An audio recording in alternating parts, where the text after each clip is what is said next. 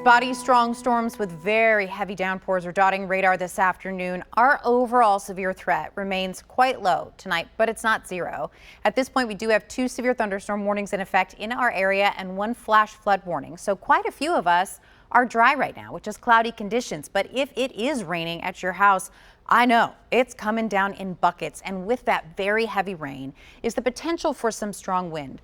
So the most recent warning that we had was in effect for parts of Marshall and Bedford County. That warning just canceled by the National Weather Service.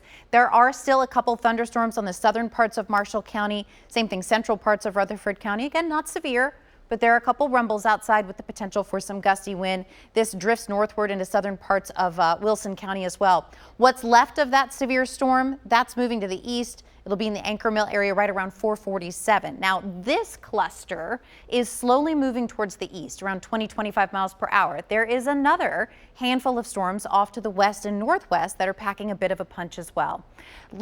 Storms continue to dot the radar down through parts of Giles County towards Pulaski. Here's a look at those storms out west. So severe thunderstorm warning in effect for Benton County. This is until 445.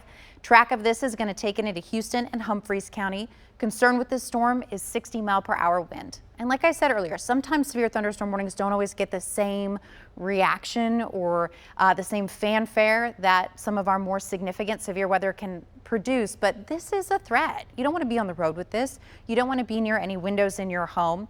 Heavy rain also a concern. That's why we have flash flood warnings now in effect for parts of Trigg and Callaway County, parts of Marshall County. Upwards of 3 to 5 inches of rain has fallen in the last 24 hours in these locations, and the rainfall rates in the heaviest parts of these storms is significant. I mean, absolute buckets of rain coming down, 2 to 3 inches per hour possible. Now, I put satellite on here because I wanted to point out a couple things to you. Those of us that had heavier rain and thicker cloud cover around, that helps to suppress some of those severe weather ingredients. Notice how there are no clouds in West Tennessee, and that's where we have some storms starting to generate. There's more heat and there's more fuel there. And with us still being a few hours from sunset, we will likely see additional development tonight. So this isn't just tracking storms that are moving towards us. This is tracking the possibility of storms developing on top of us. So that's why we want you to stay weather aware. Again, low risk, not zero, level 1 through the evening hours tonight. That level 1 risk will shift for areas east of Interstate 65 tomorrow as a cold front finally comes through. So here's how this plays out. Spotty storms through the evening hours. We may see a brief lull around 10 or 11 with more activity firing shortly after midnight, around 1, 2 o'clock in the morning.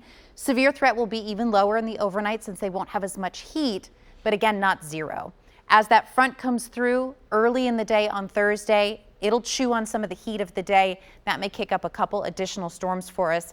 By sunset tomorrow night, we get to put a pin in this, we get to take a deep breath, and we get to head towards drier and warmer weather. As the sunshine returns on Friday, Mercury rebounds with it.